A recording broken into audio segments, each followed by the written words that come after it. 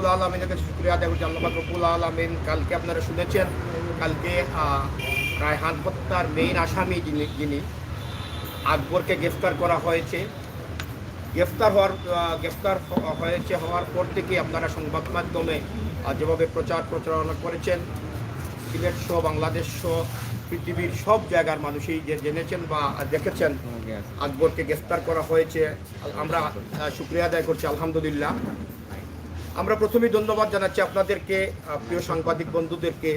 আপনারা প্রথম দিন থেকেই যেভাবে এই রায়হান হত্যার ইস্যুটাকে প্রথম দিন থেকে আপনারা যেভাবে আলোড়ন সৃষ্টি করেছেন, এই আলোড়ন সৃষ্টি করার কারণেই আজ পর্যন্ত আমরা এতটুকু আসতে পেরেছি এবং আমাদের আন্দোলনের সফলতা প্রায় দ্বার প্রান্তে।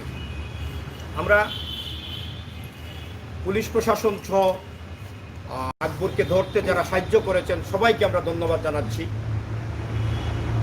যদিও প্রায় এক মাস, একদিন কম 1 মাস সময় চলে গেছে। আপনারা দেখেছেন আকবর কিন্তু দেশের বাইরে চলে গিয়েছিল, ইন্ডিয়ার বর্ডারের ভিতর থেকে তাকে ধরে আনা হয়েছে। আমাদেরকে বারবার প্রশাসন জানিয়েছিলেন যে আমরা খুব চেষ্টা চালিয়ে যাচ্ছি, আমরা খুব শীঘ্রই ধরব। ওনাদের কথা রেখেছেন। আমাদের আলটিমেটাম ছিল আজ 10 তারিখ আমরা নতুন আলটিমেটাম দিব যদি আকবরকে ধরা না হতো। আকবর যেহেতু অ্যারেস্ট হয়েছে, আমরা এই আন্দোলনের সাথে সম্পৃক্ত যারা ছিলেন সবার কাছে এই সিলেট সিটি কর্পোরেশনের 9 নম্বর ওয়ার্ড এবং আকবরের পরিবার ধন্যবাদ এবং কৃতজ্ঞতা জানাচ্ছি। রায়হানের পরিবার আমরা ধন্যবাদ এবং কৃতজ্ঞতা জানাচ্ছি। 1 মাস প্রত্যেক এলাকার প্রত্যেকটি সংগঠন, প্রত্যেকটি সমাজসেবীরা, যারা রাজনীতিবিদরা যারা এই আন্দোলনে সম্পৃক্ত ছিলেন এবং সবাই আমাদেরকে সহযোগিতা করেছেন। রাজনৈতিক নেতৃবৃন্দ দলমত নির্বিশেষে এক ব্যানারের নিচে এসে রায়হান হত্যার প্রতিবাদী বক্তব্য দিয়েছেন। আমরা তাদেরকেও ধন্যবাদ জানাচ্ছি। বিশেষ করে আপনাদেরকে ধন্যবাদ জানাচ্ছি, আপনারা যেভাবে প্রথম দিন থেকে আমাদেরকে সহযোগিতা করেছেন। আপনাদের এই সহযোগিতার কারণে আজকে এই সফলতা আমরা পেয়েছি। আমরা আগামী দিনে আগামী বৃহস্পতিবারে আমরা এখন যেটা বড় প্রয়োজন, যেটা আমরা এটার এই বিচারের সুষ্ঠু বিচার পাইতে হলে আমরা আইনি প্রক্রিয়ায় চলে যেতে হবে। এবং আপনারা জানেন এখন প্রত্যেক দিনই আসামিগণ কোর্টে আসবে, কোর্টে আমাদের এখন সাপোর্ট দরকার। এর জন্য আমরা আগামী বৃহস্পতিবারে আমাদের সংগ্রাম পরিষদের পক্ষ থেকে সিলেট আইনজীবী পরিষদের সম্মানিত সভাপতির সাথে আমরা বৈঠক করব এবং ওনারা প্রথম দিনই এই বাড়িতে এসেছিলেন এবং আমাদেরকে জানিয়েছিলেন রায়হান হত্যার যে আইনি যে লড়াই ওনারা বিনা খরচে করবেন, ওনাদের মধ্যে একটা টিম দিয়ে করবেন। আমরা ওনাদের সাথে আলোচনা করে এই টিমটা আমাদের এখন রেডি হওয়া খুবই জরুরি। এর জন্য আমি একটু আগেও মিসবাহের সাথে কথা বলেছি, মিসবাহ বা আরও লয়ারদের সাথে কথা বলেছি। এখানে আমাদের ঢাকা থেকে আমাদের লয়ার বাইস্টার সাহেব আসছিলেন, উনি এসেছেন, উনিও আমাদেরকে পরামর্শ দিচ্ছেন।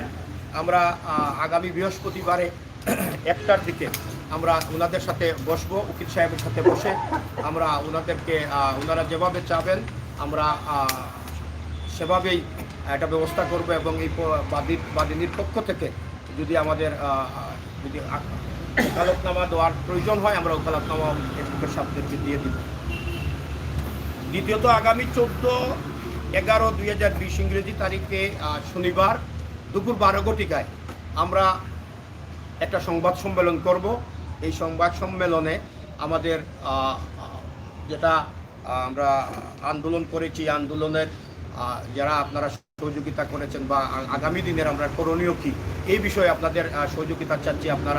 আমরা আগামী শনিবার দুপুর 12 ঘটিকায় সংবাদ সম্মেলন করব। আপনাদেরকে আমরা দাওয়াত দিব। আপনারা সবাই এসে আমাদের এই সংবাদ সম্মেলনে আমরা পরবর্তী কিছু আমাদের সব মুরব্বিয়ানদেরকে নিয়ে বসে, আমাদের নেতৃবৃন্দদেরকে নিয়ে বসে আমরা পরবর্তী কী করণীয় আমরা এটা করব। বিশেষ করে আমরা যারা বিভিন্ন সংবাদ মাধ্যমে বা বিভিন্ন প্রেস মিডিয়ার মাধ্যমে যারা কথা বলছেন তাদেরকে একটু সতর্ক করতে চাচ্ছি যে আপনারা যাই করবেন, যে বক্তব্য দিবেন, এই বক্তব্যটা যে আপনাদের বক্তব্যর কারণে রায়হানের পরিবারের বা রায়হানের হত্যার বিচারের যাতে কোনো বিঘ্ন না ঘটে, এদিকে একটু খেয়াল রাখবেন। কারণ আমরা দেখছি কালকে থেকে অনেকেই অনেক বিভ্রান্তিকর বক্তব্য দিচ্ছেন, এই বক্তব্যই কিন্তু আমাদের ক্ষতি হবে। এদিকে লক্ষ্য রেখে যেখানেই যে কথা বলবেন আমাদের মামলার যাতে কোনো ক্ষতি না হয় এই বিষয়টা আপনারা খেয়াল রাখবেন। খেয়াল রেখে আপনাদের বক্তব্য উপস্থাপন করবেন, আমাদের কোনো অসুবিধা নেই। এইদিকে আপনারা খেয়াল রেখে এই জিনিসটা করতে হবে। বিশেষ করে আমরা এই বিগত এক মাস যারা আমাদেরকে সহযোগিতা করেছেন তাদেরকে আবারও আমাদের পরিবারের পক্ষ থেকে, এই ওয়ার্ডবাসীর পক্ষ থেকে, এই বারো হামসা সংগ্রাম পরিষদের পক্ষ থেকে আবারও আমরা ধন্যবাদ জানাচ্ছি, কৃতজ্ঞতা জানাচ্ছি। আপনাদের সহযোগিতা আমরা যেভাবে পেয়েছি, এই সহযোগিতার কারণেই আজকে আমাদের এই ফল, আমরা এই সফলতা। আজকেও কিন্তু আমাদের আইনজীবী, আমাদের বারো হামসা কমিটির সদস্য আজিম সাহেব বলছেন, অ্যাডভোকেট আজিম সাহেব, আজকেও কিন্তু আকবরকে কোর্টে তোলার পরে কোনো আইনজীবী তার পক্ষে দাঁড়ান নাই। আমরা আশাবাদী এই মামলার সাথে জড়িত যত আসামি আছে কেউর জন্যই আমাদের সিলেটের কোনো অ্যাডভোকেট সাহেবরা দাঁড়াবেন না, ওনারা কথা দিয়েছেন। আমরা আশাবাদী ওনারা কোনো অবস্থাতে আর দাঁড়াবেন না। আমরা রায়হানের পরিবারের পক্ষ থেকে ওনারা যেভাবে সহযোগিতা দিতে বলেছেন সহযোগিতা দিবেন ইনশাআল্লাহ। বিশেষ করে প্রশাসনকে আমরা ধন্যবাদ জানাচ্ছি। প্রশাসনের ঊর্ধ্বতন কর্মকর্তা, বিশেষ করে নতুন পুলিশ কমিশনার মহোদয় আসার পরে যেভাবে একটা সিস্টেমের মধ্যে নিয়ে এসেছেন, জেলা এসপি সাহেবকে আমরা ধন্যবাদ জানাতে চাচ্ছি। ওনার মাধ্যমে এই আসামিকে যেভাবে ওনাকে আসামি ধরতেও যারা সহযোগিতা করেছেন সবাইকে ধন্যবাদ জানিয়ে, এরপরে এটার তদন্ত কার্যক্রমে আমাদের পিবিআই সংস্থার যারা আছেন তাদেরকেও ধন্যবাদ জানাচ্ছি। সুষ্ঠু বিচারের জন্য, সুষ্ঠু তদন্ত করে ন্যায় বিচার প্রতিষ্ঠিত করার জন্য আমাদের দাবি থাকবে। ন্যায় বিচার করার স্বার্থে ওনাদের তদন্তর মাধ্যমে এই প্রকৃত হত্যাকারী যারা, এদেরকে আইনের আওতায় ওনারা অ্যারেস্ট করে ফেলেছেন। এখন আমরা ন্যায় বিচার চাচ্ছি, যাতে করে কোনো অবস্থাতে ওনাদের গাফলাতি বা ওনাদের কোনো কারণে এই মামলার কোনো ক্ষতি না হয়, এদিকে লক্ষ্য রেখে সব সংস্থাকে আমরা অনুরোধ জানাবো যাতে করে এই পরিবারটি ন্যায় বিচার পায়। এই ন্যায় বিচারের স্বার্থে যেখানে যার সহযোগিতার প্রয়োজন, এই পরিবারের পক্ষ থেকে, আমাদের বারো হামসার পক্ষ থেকে যেখানে যার সহযোগিতার প্রয়োজন আমরা ওনাদেরকে করব। প্রশাসনকে আমরা আগেই কথা দিয়েছি, আবারও আজকে কথা দিচ্ছি যে আমরা সবাইকে, সব আইনি সংস্থাকে আমরা যা প্রয়োজন আমরা ওনাদেরকে সহযোগিতা করব, যাতে করে ওনাদের কোনো কার্যক্রমে ব্যাঘাত না ঘটে। এদিকে লক্ষ্য রেখে ন্যায় বিচারের স্বার্থে ওনাদের তদন্তটা সুন্দরভাবে, বা বিশেষ করে আকবরকে রিমান্ডে 7 দিন দিয়েছেন মহামান্য আদালত। এই 7 দিনের ভিতরে স্বীকারোক্তিমূলক কথাবার্তা যাতে আকবরের কাছ থেকে উদ্ধার করা যায় সেই ব্যাপারে ওনারা সজাগ দৃষ্টি রাখবেন। আর আকবরকে কিন্তু আপনারা দেখেছেন ওইখানে পাবলিক বা যারা আইনি সংস্থার মাঝামাঝি জায়গায় কিছু কথা বলেছে, আকবর কিছু স্বীকারোক্তি দিয়েছে। এই স্বীকারোক্তি যাতে আরও সুন্দর হয়, এই মামলার স্বার্থে আরও সুন্দর অবস্থানে যায়, এই দিকে লক্ষ্য রেখে ওনারা কাজ করবেন এই আশাবাদ ব্যক্ত করে আপনাদেরকে আজকে অনেক কষ্ট দেওয়া হয়েছে। আপনারা এসেছেন, কষ্ট করেছেন।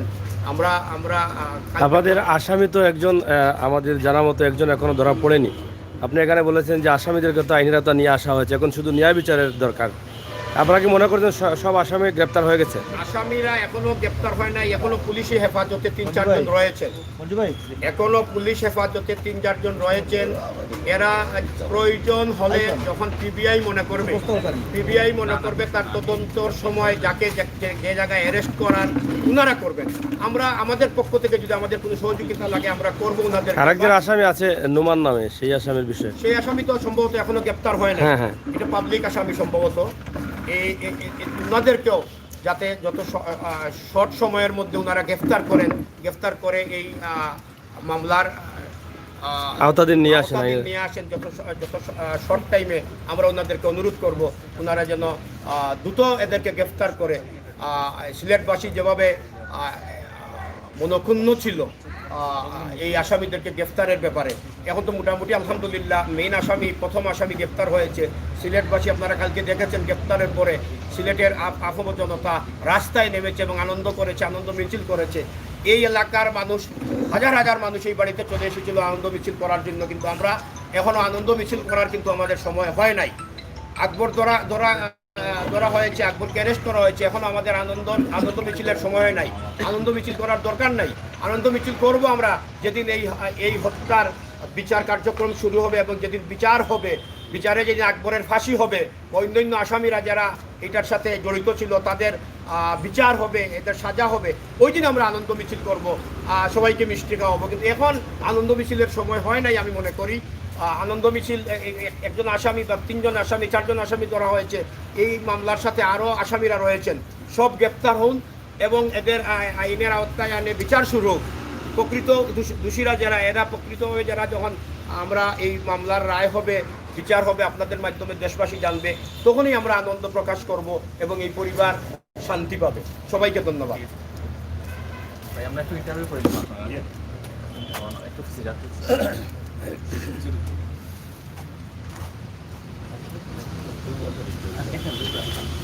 প্রিয় দর্শক, দেখছেন আমরা রায়হানির বাড়িতে আছি এবং রায়হানির জন্য যে সংগ্রাম কমিটি করা হয়েছিল সেই সংগ্রাম কমিটির পক্ষ থেকে এখানে আজকে তারা একটি ব্রিফিং করলেন এবং এখান থেকে তারা যে বিষয়গুলো তুলে ধরেছেন সেটা আপনারা শুনেছেন।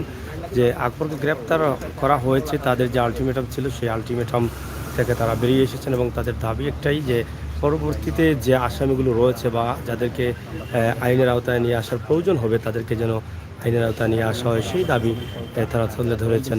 আমরা আজকে রায়হানির বাসা থেকে আপনাদের কাছে এই ভিডিওটি উপস্থাপন করছি। আপনারা জানেন যে রায়হান হত্যার পর থেকেই কিন্তু আন্দোলন হচ্ছে, পথসভা, প্রতিবাদ সভা, র্যালি, মানববন্ধন, অনেক কিছুই আমরা সেই সাথে আছি এবং আজকে সেই সংগ্রাম কমিটি কিন্তু এখানে যে বক্তব্য দিয়েছেন সেই বক্তব্য আপনারা অবশ্যই শুনেছেন এবং তারা সবসময় কৃতজ্ঞতা জানাচ্ছেন যারা রায়হান হত্যার পর থেকেই যারা আন্দোলন সংগ্রামে রয়েছেন তাদের সবাইকে। সবচেয়ে বড় যে বিষয়টি আলোচিত হচ্ছে এখন যে আকবরকে কিভাবে গ্রেফতার করা হলো, করেছেন সেটি এখন প্রকাশ পাওয়া উচিত যে আইনি লড়াইয়ের মাধ্যমে কিভাবে আকবর সহ যারা অভিযুক্ত আছেন তাদেরকে সর্বোচ্চ শাস্তি দেওয়া হয়, সেটি মূলত আলোচনা হয়েছে।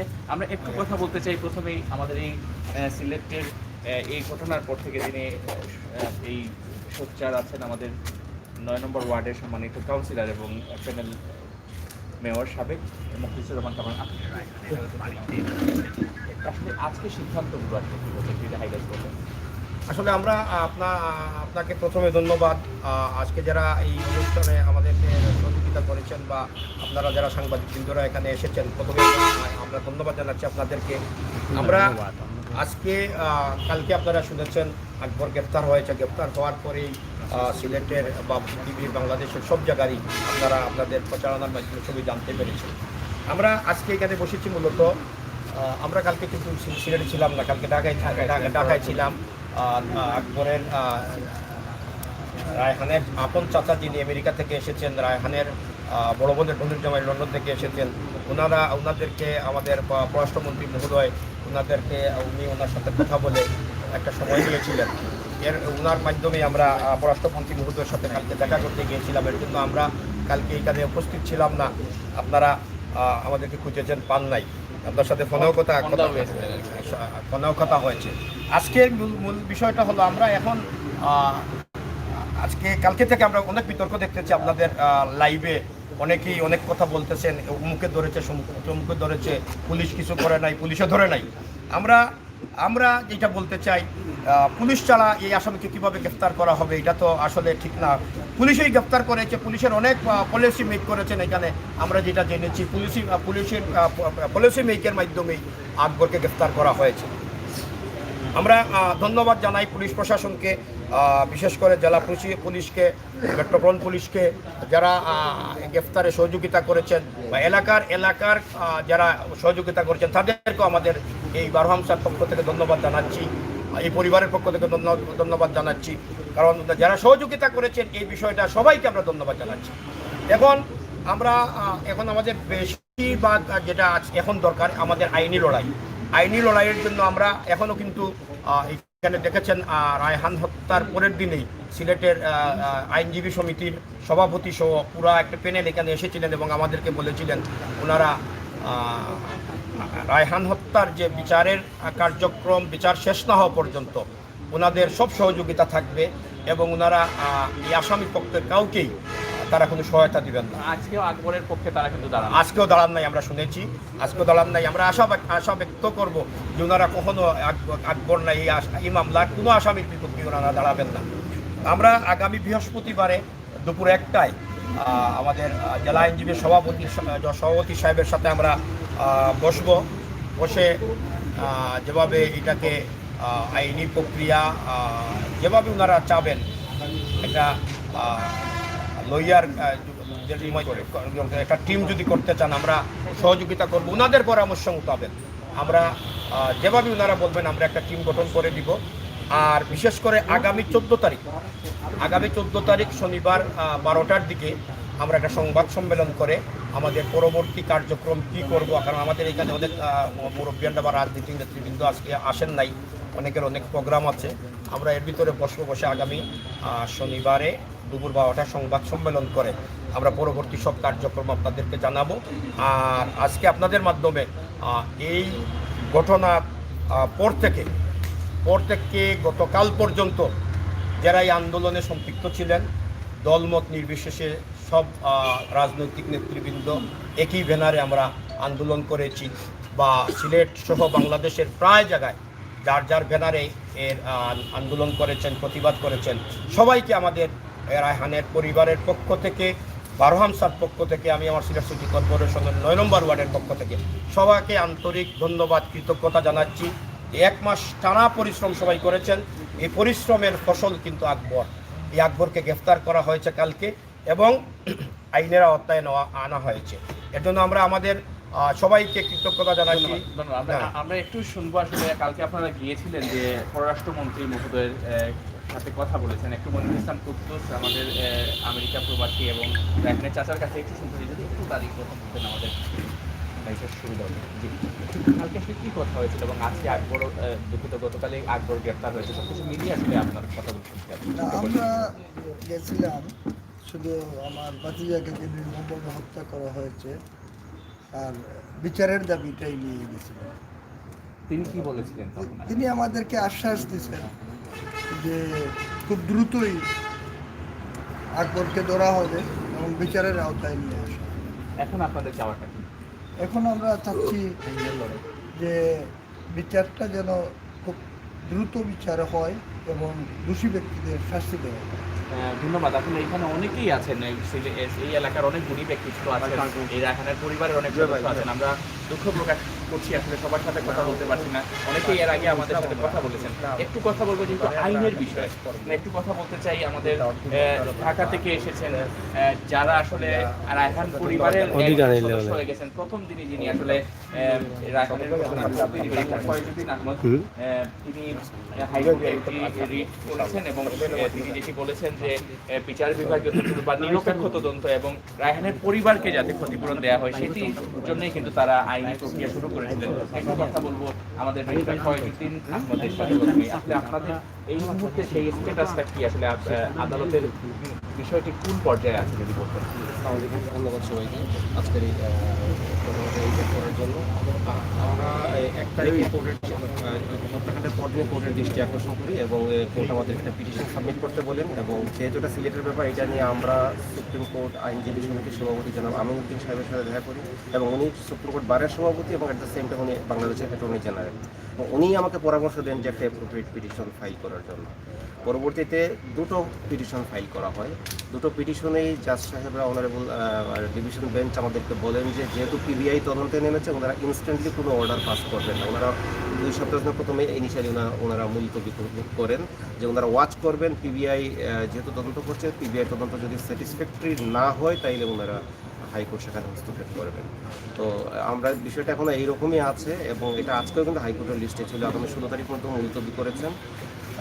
আর যদি এর মধ্যে দেখেছি এসআই আকবর অ্যারেস্ট হয়েছেন এবং বাকি সবাই যদি অ্যারেস্ট হয় এবং একটা সুষ্ঠু তদন্ত হয় তাইলে হয়তো হাইকোর্ট সেখানে স্যাটিসফাই করবেন। আদারওয়াইজ সেখানে হাইকোর্টের কাছে আমাদের দাবি ছিল যেটা মানে বিচার বিভাগীয় তদন্ত যেটাকে বলা হয় মানে জুডিশিয়াল ইনকোয়ারি, এবং সেই সাথে রায়হানের পরিবারকে উপযুক্ত ক্ষতিপূরণ প্রদান, এবং আরেকটা হচ্ছে যে কাস্টোডিয়াল ডেথের উপর একটা আইন আছে বাংলাদেশে 2013 আপনারা জানেন।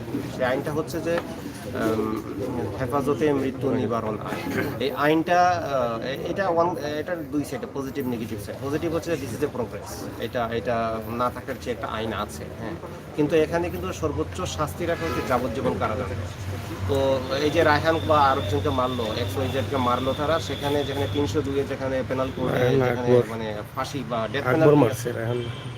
ডেথ পেনাল্টি আছে, সেখানে কিন্তু এখন যাবজ্জীবন রাখা হয়েছে। এই জন্য এই আইনের কিছু দুর্বল দিকে আমরা কোর্টের দৃষ্টি আকর্ষণ করি এবং সেটাও সেই আইনটাকে যাতে আরও বেশি মডার্ন ও আপডেটেড করা হয়, যাতে পুলিশ কাস্টডিতে এইরকম আনএক্সপেক্টেড ঘটনা না ঘটে, আমরা সেটাও কোর্টের দৃষ্টি আকর্ষণ করছি এবং বিষয়টা এখনও আদালতের বিবেচনাধীন আছে।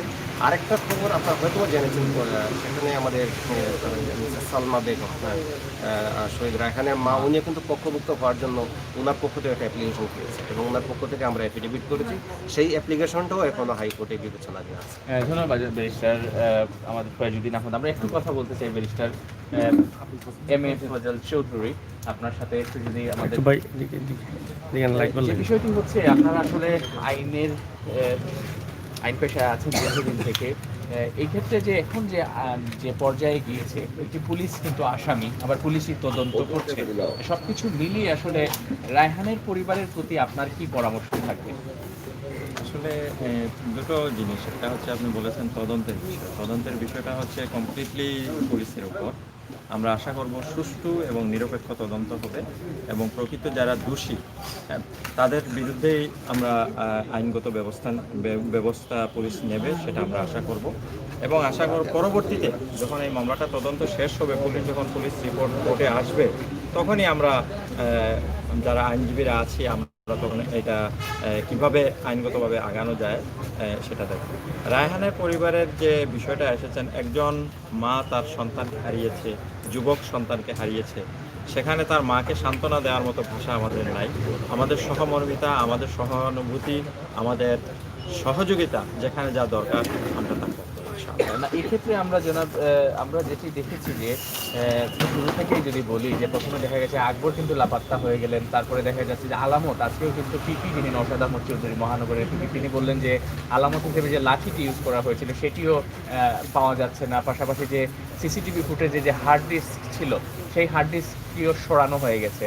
এই ক্ষেত্রে কি আপনাদের কি মনে হচ্ছে না যে পুলিশের হয়ে তদন্ত করছে, পুলিশের উপর একটি চাপ আছে, বা এই ক্ষেত্রে আসলে কতটুকু আসলে বলা যায় যে এই যে পিবিআই করছে, পিবিআইয়ের উপরে কতটুকু আসলে নির্ভর করা যায়? আপনাদের বক্তব্য।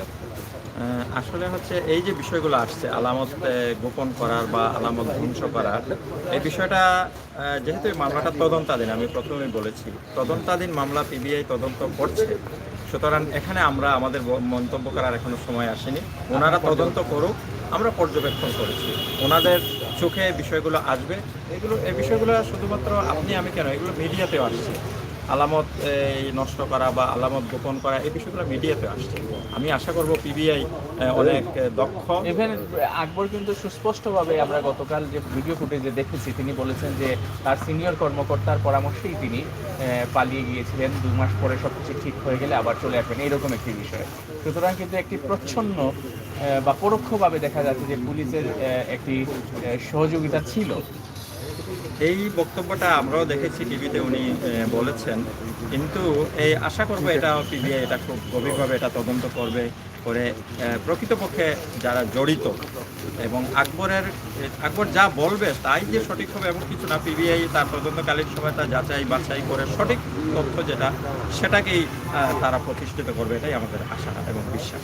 ধন্যবাদ আমাদের দুই ব্যারিস্টার দুজনই আসলে ঢাকা থেকে অনেক কষ্ট করে এসেছেন, আপনাদেরকে ধন্যবাদ জানাচ্ছি। আশা করছি আসলে রায়হানের পরিবারের আসলে আমরা গতকাল যখন এক মাস থেকেই আমরা আসলে গণমাধ্যম কর্মী হিসেবে সেই প্রোগ্রাম করা করছি এবং অনেকেই এখানে আপনারা এখানে শত শত হাজার হাজার মানুষ আন্দোলন করছেন, তারা কিন্তু রায়হান পরিবারের কেউ নেই, কিন্তু তারা কিন্তু আজকে আত্মার আত্মীয় হয়ে গেছেন। আপনারাও আপনার আত্মীয় এই পরিবারের সদস্য, এই সিলেটের পরিবারের সদস্য আমরা যেটি মনে করছি। এবং সবচাইতে যে বড় চাওয়া আসলে দর্শক শ্রদ্ধার সাথেই বলছি, আসলে এই মুহূর্তে ফোকাসটি হওয়া উচিত আকবরকে আইনিভাবে কিভাবে আসলে আমাদের দুঃখিত রায়হানের পরিবারকে কিভাবে আইনিভাবে সহায়তা করা যায় এবং তার দ্রুত বিচার নিশ্চিত, পাশাপাশি যারা মূল অভিযুক্ত এবং এই ঘটনার সাথে যারাই দোষী তাদের যাতে দৃষ্টান্তমূলক শাস্তি নিশ্চিত করা যায়, সেই বিষয়ে আমাদের ফোকাসটা ধরে রাখা। সবাই ভালো থাকুন, সুস্থ থাকুন, নিরাপদে থাকুন।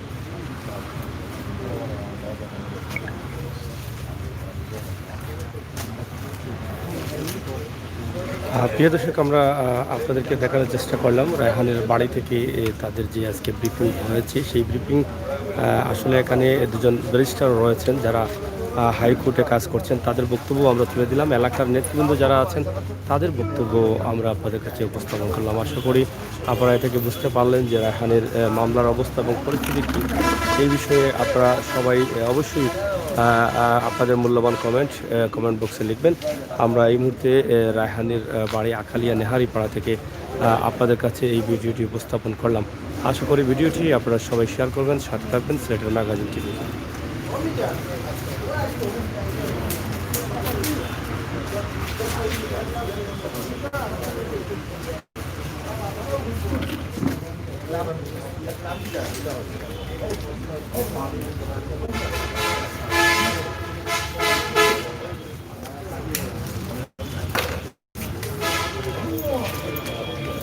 সেগুলো রাখি দাও না,